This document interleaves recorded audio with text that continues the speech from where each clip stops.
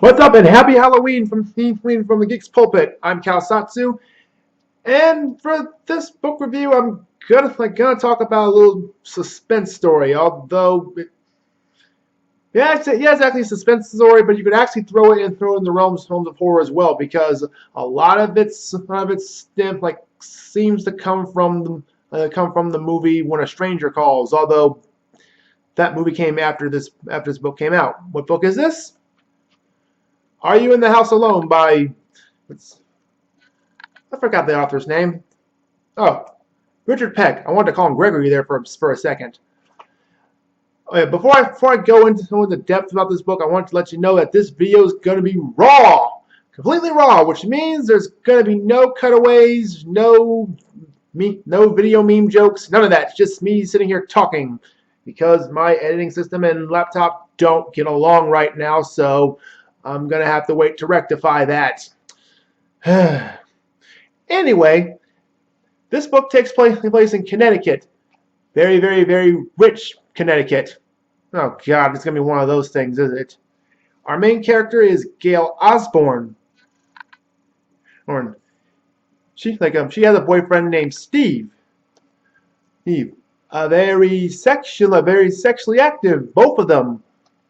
Yeah, except this comes back to bite, because later on she starts getting very provocative and threatening notes on her locker, saying, and this is quoting from the book, "You know you want it, and you're going to get it. I'm watching you." Well, her BFF Allison seems to shrug it off and just tells her to forget it. She tries to tell her parents, except they're going through their own issues, because her dad has lost his job. And let me be frank here. This book was written and takes place in the 70s. Of course, we know the 70s was full of all the LSD stuff, the drugs, the hippie stuff, disco, and free love. Man, that sounds fun.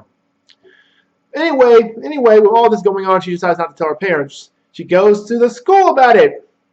They don't do crap. Yeah. Well, one night she's babysitting, and there comes a knock at the door. Oh yeah, by the way, I'm going to be spoiling this book here. So if you want to read this for yourself, just turn the video off and go read it yourself. But I'm going to spoil this whole book. Yeah.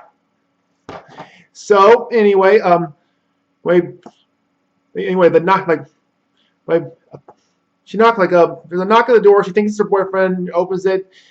This is the worst thing you could do in a horror movie situation. The worst thing. Do you really want to die, Gail? And it's not her boyfriend Steve. It's her friend Allison's boyfriend, her friend Phil. And this guy named Phil, his dad is the richest guy in town. In fact, his family practically owns the town. Turns out he was the one leaving all the notes and leaving all the phone calls. She was getting threatening phone calls as well. And yeah, well, if you're a grown adult watching this video, you know what happens next. Sexual assault. This is gonna get messy. Not just that, she gets beaten to a pulp. This guy has issues. So yeah, she comes to in the hospital. The cops are there and everything. She tells them it was Phil that raped her, and the cops aren't exactly very helpful here. They say that she practically was asking for trouble. She's very pretty and everything. She's sexually active with her boyfriend. She's on a version. So, and they practically blame Steve for it, but there's no proof for it. But yeah, they're like, no charges can be pressed whatsoever. So after a week, she leaves the hospital. And here's the crappy part, folks. Turns out Allison, Phil's girlfriend, knew about all the threatening notes he was sending and threatening phone calls from the get-go. Wow. Some friend you turn out to be. Damn. Just damn. Well, that friendship's out the window. Phil's walking around like nothing happened. He even encounters Gail again, and which leads Gail to smash the hood of his car with a rock. Okay, all right. Now get ready, folks. Get ready, folks. Here's the part that's gonna piss you off, especially the feminists in the audience. The book practically ends when Phil rapes another girl. He rapes another girl and attacks her. Practically leaves her for dead, but she survives. But some things happen off screen where he's sent away to a private boarding school. I don't know. Maybe Allison can't go. Maybe Allison got a conscience and went to the cops or something. But the book just ends. It ends with Phil leaving town, and there's no repercussion for him. None whatsoever. Man. Man.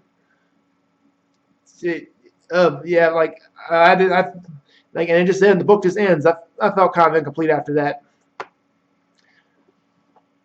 What I liked about this book, the book was actually was the thriller and horror elements. You got the threatening phone calls, like when a stranger calls, Scream and Black Christmas.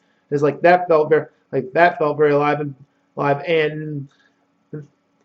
for a book that's written in the 70s, and where sexual assault happens, it actually it sort of happens off screen. It's more like a I don't want to say fade to black, but she gets knocked out before it happens. I'll put it that way. But that really doesn't cover anything. It's pretty gruesome here, and for a teen book, this actually seems very adult a lot. They even made us a 1970s television movie for it. It sucked.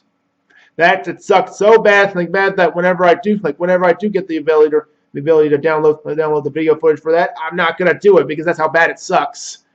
Just stick with the book, people. Final analysis.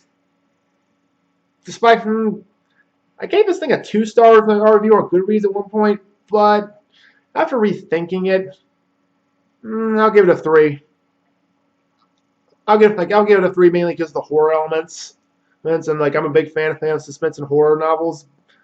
I suggest you take it you check it out.